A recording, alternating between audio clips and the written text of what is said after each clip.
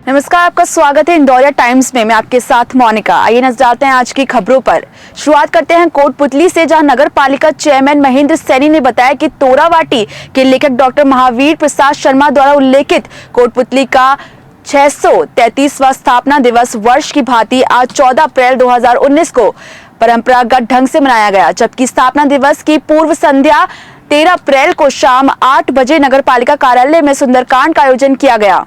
तो वहीं रविवार प्रात 10 बजे से नगर पालिका कार्यालय में शहनाई वादन किए जाने के साथ ही शाम 4 बजे बैंड वादन प्रतियोगिता और 7:30 बजे नगर पालिका पार्क में हर बार की भांति शानदार आतिशबाजी की जा सकेगी। इस अवसर पर इंदौरिया शिक्षण परीक्षण संस्थान के निदेशक डॉक्टर राकेश शर्मा ने बताया कि कोटपुतली स्थापना दिवस स्वर्गीय डॉक्टर महावीर प्रसाद शर्मा द्वारा लिखित तोरावटी का इतिहास तोरावटी क्षेत्र का ऐतिहासिक धरोहर है। इस अवसर पर संस्थान कार्यालय पर क्षेत्रीय गणमान्य व्यक्तियों के साथ एक मंथन कार्यक्रम का आयोजन किया गया, जिसके अंतर्गत स्थानीय विधायक राज्य मंत्री Rajendra Yadav, doctor R Yadav, PMO राजकीय बीडीएम हॉस्पिटल, अखिल भारतीय साहित्य परिषद के डॉक्टर विजय नागपाल, स्थानीय व्यापार मंडल के अध्यक्ष मैथिली शरण बंसल, कृष्णा लॉ कॉलेज के निदेशक राम सिंह यादव, पूर्व शाखा प्रबंधक एसबीआई बाबूलाल मीणा सहित गणमान्य व्यक्तियों द्वारा स्थानीय पूर्व विधायक स्वर्गीय मुक्ति लाल मोदी एवं स्वर्गीय डॉक्टर महावीर प्रसाद शर्मा को श्रद्धा सुमन अर्पित करते हुए कोटपुतली क्षेत्र के विकास के संदर्भ में विचार विमर्श किया गया। आज कोटपुतली के जो 633वां स्थापना दिवस है, सबसे पहले मैं कोटपुतली वासियों को बहुत बहुत इसकी बधाई देता हूं और ये अपना सौभाग्य समझता हूं कि आज कोटपुतली के जनता ने मेरे पे विश्वास करके मुझे दूसरी बार विधायक बनाया और पार्टी को भी मैं बहुत बहुत धन्यवाद देता हूं कि उन्होंने कोटपुतली को एक नेतृत्व मानते हुए राज्य मंत्री का पद कोटपुतली को दिया। मैं माननीय अशोक गहलोत साहब, हमारे सचिन पायलट जी और सभी आला कमान को मैं इसके लिए सबसे पहले बहुत बहुत साधुवाद देता हूं और कोटपुतली की जनता से भी अपील करता हूं कि आने वाला समय कोटपुतली के उज्जवल भविष्य का है और मेरा पूरा प्रयास रहेगा कोटपुतली के लिए। जो लड़ाई पिछले 5 साल से मैंने विधानसभा में लड़ी और जो विकास अधूरे रह गए थे, अगले आने वाले 4-4.5 साल जो बचे हैं उसमें वो सारी चीजें मैं पूरी कराने का पूरा प्रयास करूंगा। स्थापना दिवस के अवसर पर मैं कोटपुतली की जनता को, मीडिया को, आप सब लोगों को बधाई देता हूँ। और ये स्थापना के इसमें हमको मालूम तब पड़ा जब एमपी शर्मा साहब ने इसका तोरावाटी इतिहास लिखा। भूतों न भविष्य थी, न पहले किसी ने लिखा कोटपुतली के बारे में, न बाद में किसी ने इसमें सुधार किया। बहुत सारी जानकारियाँ शर्मा साहब के माध्यम से मेरे को मिली और मैं समझता हूँ कि जब तक वो स्वस्थ थे तब तक मेरे पास में नित्य आधे घंटा भर जरूर दिया करते थे। हमारी विचार विमर्श जरूर हुआ करती थी। वो स्वर्ग में है, अब उनकी कमी हमको अखर रही है। मैं वो वातावरण निर्माण नहीं कर पा रहा। भगवान उनको आत्मा को शांति प्रदान करे और एक अच्छा, वो कहते हैं ना, स्वर्ग मिले, ऐसी मैं कामना करता हूँ।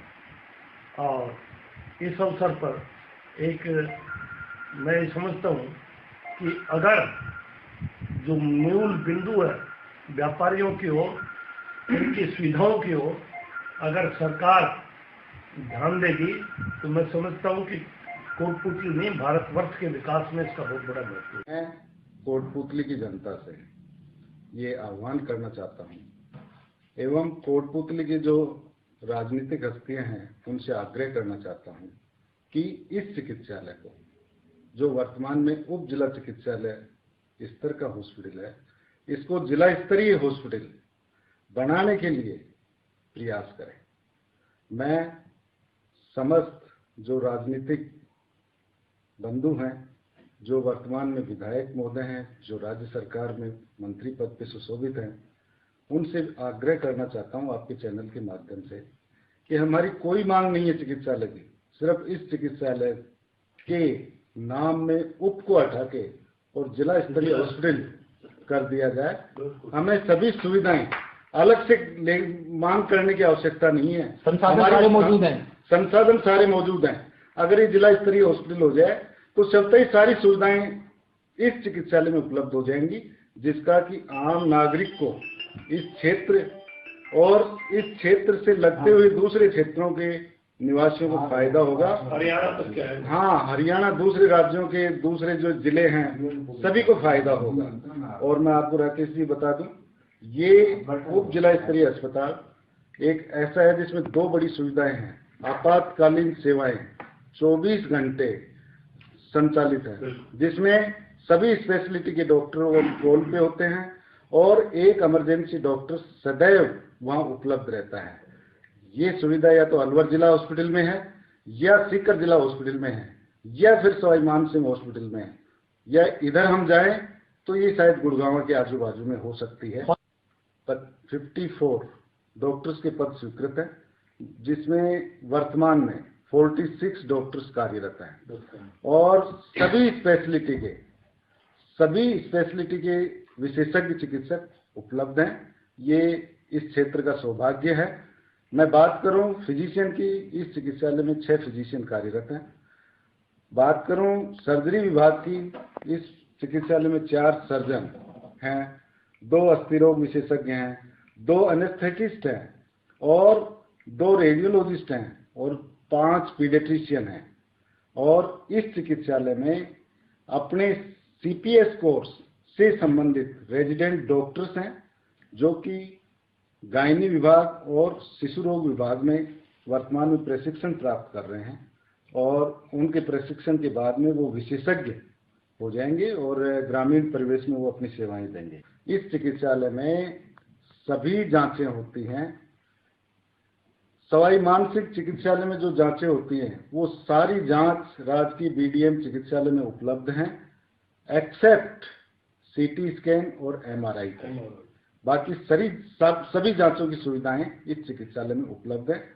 कुछ मुख्यमंत्री निःशुल्क जांच योजना के तहत है और कुछ जो विशेष उच्च दर्जे की जांचें हैं वो राज्य सरकार ने PP मोड पर कृष्णा डायग्नोस्टिक सेंटर को ये यहाँ पे जो इस सुविधा के लिए वो हायर कर रखा है, वो अपनी सेवाएं नियमित रूप से यहाँ दे रहे हैं। एक सबसे बड़ी मैं आपको ये बताना चाहूँ, इस चिकित्सालय में ट्रॉमा सेंटर स्वीकृत है और संचालित है, जो कि PP मोड पे निम्स मेडिकल कॉलेज के द्वारा है। राजस्थान में ऐसे 6 ट्रॉमा सेंटर हैं, जिनमें लगभग 8 माह पूर्व दिल्ली से एक निरीक्षण दल आया था, जिसने समस्त राजस्थान के ट्रॉमा सेंटर्स का निरीक्षण किया। उन्होंने निसंकोच और बड़े बेबाक रूप से मुझे कहा कि डॉक्टर साहब, जैसा ट्रॉमा सेंटर आपका यहाँ संचालित है, व्यवस्थित है, ऐसा राजस्थान में अन्यत्र हमने नहीं देखा है। उन्होंने हमारी बड़ी प्रशंसा की और उसके साथ ही हमारा जो शेष बजट जो पेंडिंग था वो उन्होंने हमें रिलीज किया और सुविधाएं जो हम इसमें कर सकते थे वो हम डेवलप की हैं।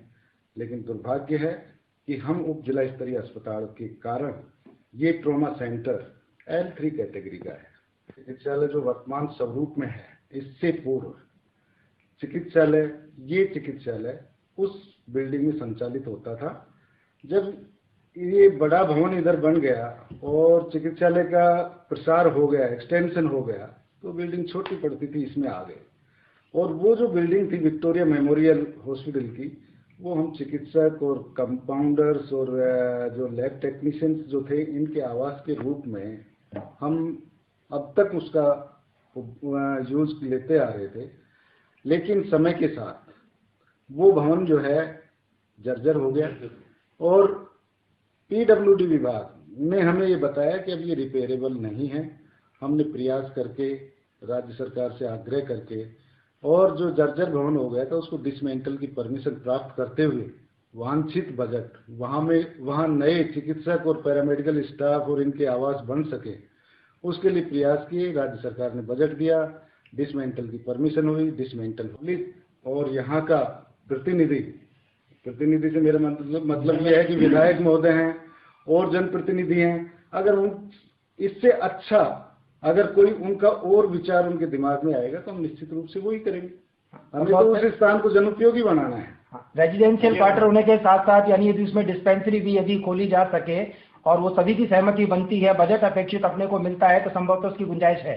हाँ, निश्चित रूप से है। अगर आम जनता की ये मांग है और हमारे जनप्रतिनिधि, इस क्षेत्र के प्रबुद्ध जन, अगर सभी का ये ऐसा विचार होगा कि यहाँ पे ये डिस्पेंसरी होनी चाहिए, तो निश्चित रूप से डिस्पेंसरी बने, मुझे खुशी होगी। धन्यवाद सर। स्थापना दिवस पर मैं सभी को बधाई देता हूँ। एक हमारे पूजनीय, जिनकी मुख्य योगदान रहा है, पूजनीय डॉक्टर MP शर्मा, जिन्होंने तोरावाटी का इतिहास लिखा है, उनका बड़ा योगदान रहा है। हम उनको श्रद्धा सुमन अर्पित करते हैं। तथा नगर पालिका और प्रशासन, जब तक तीनों ही सक्रिय नहीं होंगे तब तक ये विकास संभव नहीं होगा। धन्यवाद। वर्षों से जो जिले की मांग है उसको पूरी करने का हर संभव प्रयास यहाँ होना चाहिए। जिला स्तर का जो निर्णय है, यदि वो विलम्ब होता है तो उससे पहले एक बिंदु पर अवश्य विचार होना चाहिए कि यहाँ जब जयपुर ग्रामीण SP बैठता है और जयपुर ग्रामीण संसद की सीट भी है, तो जयपुर ग्रामीण में जिला AD मतलब DG भी जयपुर ग्रामीण का अलग से बैठता है, तो जयपुर ग्रामीण के लिए जिला कलेक्टर नियुक्त होना चाहिए, ताकि जिले की जो मांग है वो सार्थक हो और यहाँ के आम समस्याएं जो हैं, अतिक्रमण से संबंधित हैं, भ्रष्टाचार से, ओवरलोड से, ये सारी समस्याएं है जो निदान हो।